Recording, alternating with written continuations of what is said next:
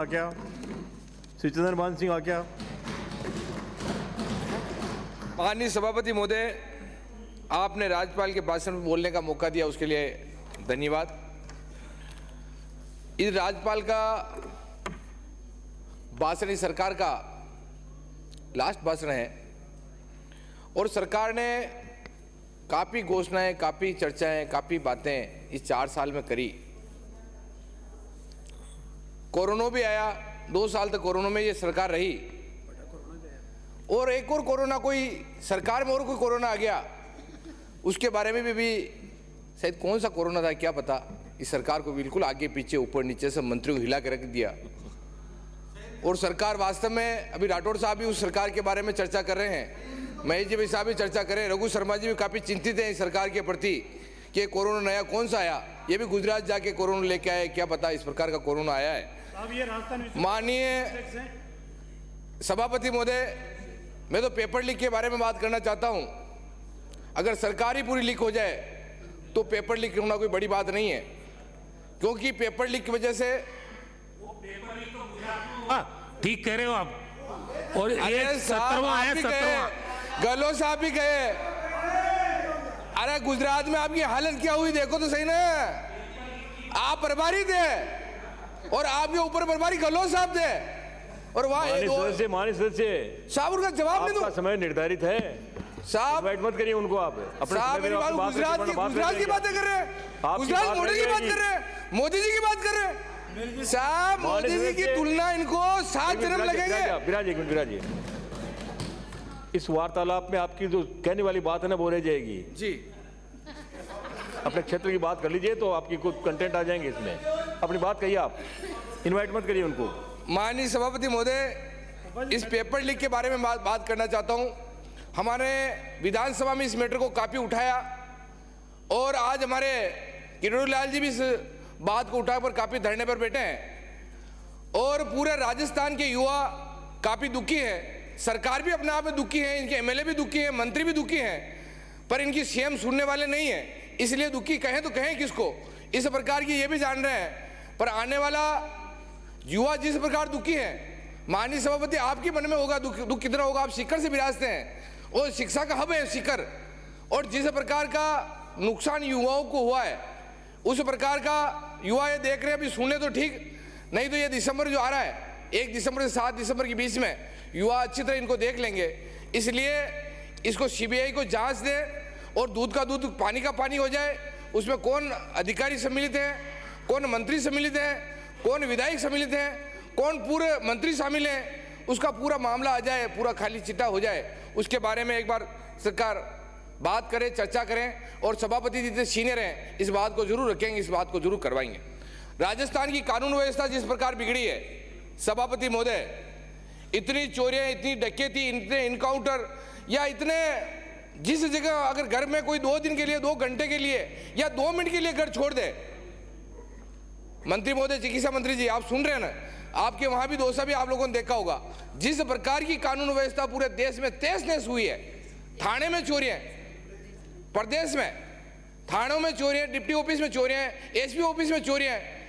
ऐसा कोई मंत्री, हमारे साथी एमएलए साहब की चोरी भी हो गई, गाड़ी भी चोरी हो गई, इनको धमकी भी देके गए। इस प्रकार की कानून व्यवस्था इस देश में, प्रदेश में बिगड़ी है, इसको भी आप दिखवाएं।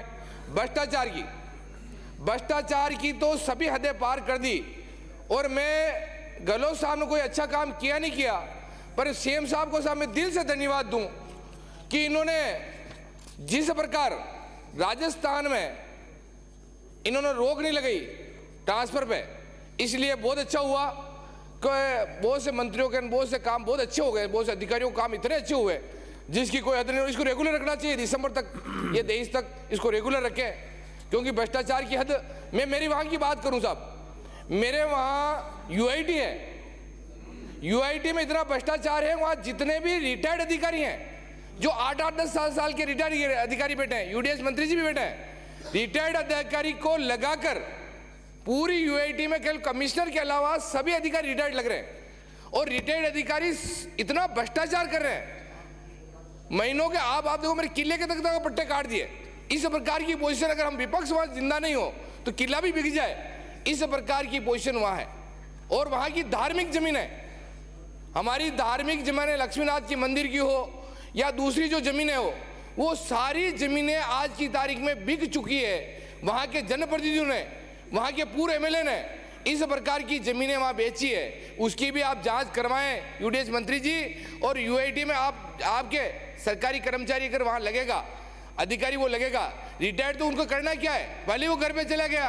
तो इस प्रकार की व्यवस्था वो लग रही है, उसके बारे में आप सोचें।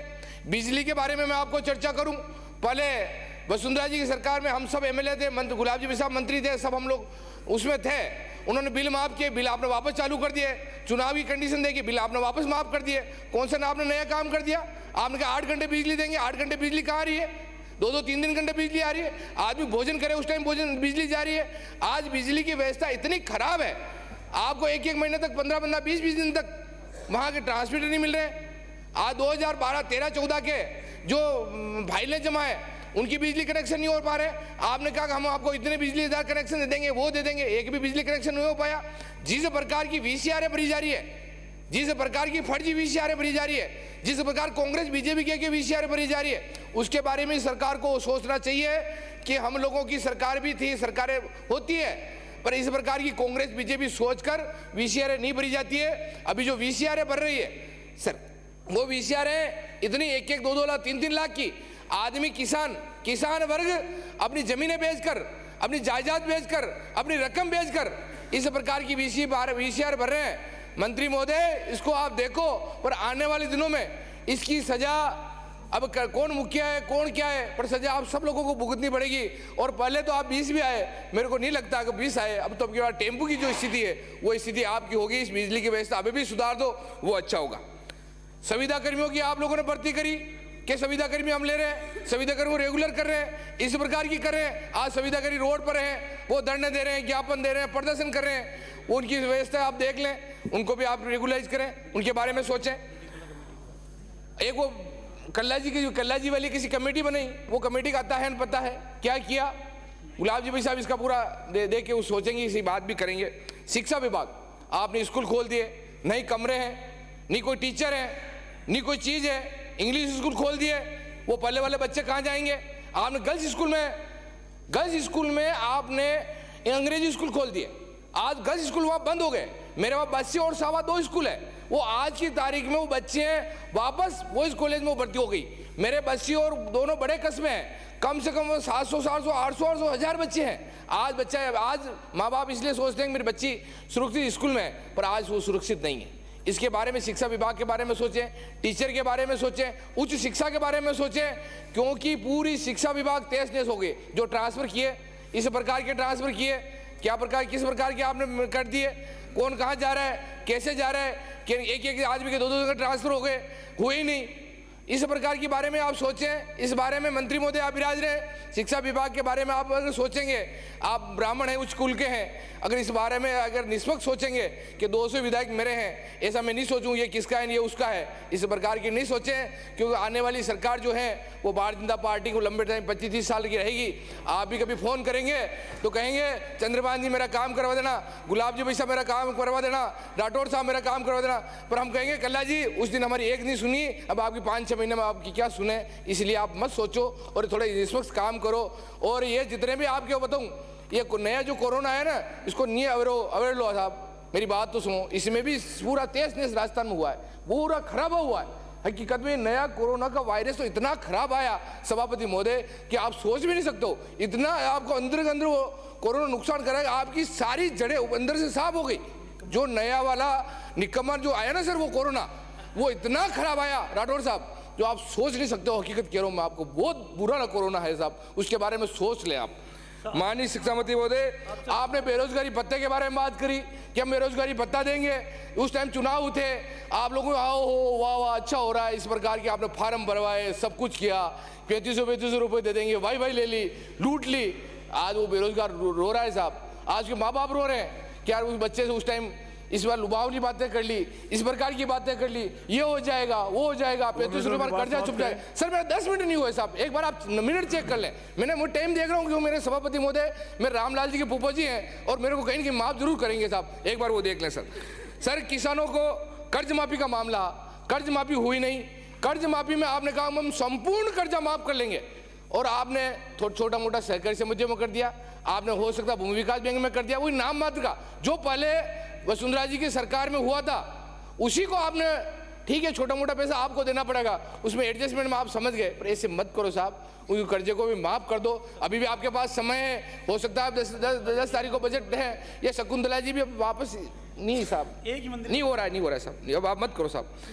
धार्मिक जगहों के बारे में, धार्मिक जगहों की आप लोगों ने तेज नेस कर दी साहब, ये धार्मिक जगहें बिखरी है भाई साहब। मंत्री महोदय, सभापति महोदय, इन धार्मिक जगहों को बचा लो साहब, ईश्वर है, भगवान है, उस भगवान की जगहों को बचा लोगे ना, कहीं न कहीं भगवान आपके साथ जरूर रहेगा साहब। वास्तव में मंत्री जी शकुंतला जी है, और शकुंतला जी विपक्ष में बैठते थे ना, उस टाइम तो मैं शेरनी हूँ वो हूँ, पर क्या पता अब तो बिल्कुल ही खत्म से हो गए साहब। इनको क्या पता कि ऐसी सरकार में मैं आ जाऊँ, उनमें मंत्री बन जाऊंगी, एक नहीं चल पाई साहब, इनकी बहुत बुरी कंडीशन है। मैं परसों उनके साथ बैठा था, उन्होंने कहा चंद्रभान जी मेरी कंडीशन इतनी बुरी है ना कि तू सोच भी नहीं सकता चंद्रभान, मेरी बहुत नाजुक स्थिति है। इस मेरी चल रही है इसलिए जलन हो रही है क्या? जितने मंदिरों में राजस्थान में धार्मिक व्यक्ति टिप्पणियां इस प्रकार की स्थिति सरकार में नहीं हो। माननीय सभापति महोदय, बहुत से विकास डेवलपमेंट के काम भी बाकी हैं, विलोपित कर दो। माननीय सभापति महोदय, मेरे विधानसभा में बहुत से विकास डेवलपमेंट के काम भी बाकी हैं, उनको कर लें। 5-7 महीने का समय है, मौका भगवान ने आप लोगों को दिया है। अगर आप कहीं विकास और डेवलपमेंट कर लेंगे तो आपको ईश्वर भी आप लोगों का साथ देगा। क्या पता यहाँ देगा नहीं देगा, हो सकता है आपको नगर पालिका चेयरमैन बनने में साथ दे, नगर पालिका का सभापति बनने में साथ दे, जिला प्रमुख बनने में आपका साथ दे, कहीं कहीं आपका तो एमएलए बनने में तो भगवान ईश्वर आपका साथ नहीं देगा। मैं आपको विश्वास से कह सकता हूँ, आपको यहाँ बैठना पड़ेगा, बैठने की कंडीशन नहीं है। माननीय सभापति महोदय, इस पेपर लिख के भी आप सीबीआई जांच करवाएं और इसमें आप अच्छा करें। सभापति महोदय 2 मिनट का समय और दे दो। माननीय सदस्य बिराजिए, तो बोलने का वक्त होता है तब तो बोलते नहीं। आदरणीय सभापति महोदय।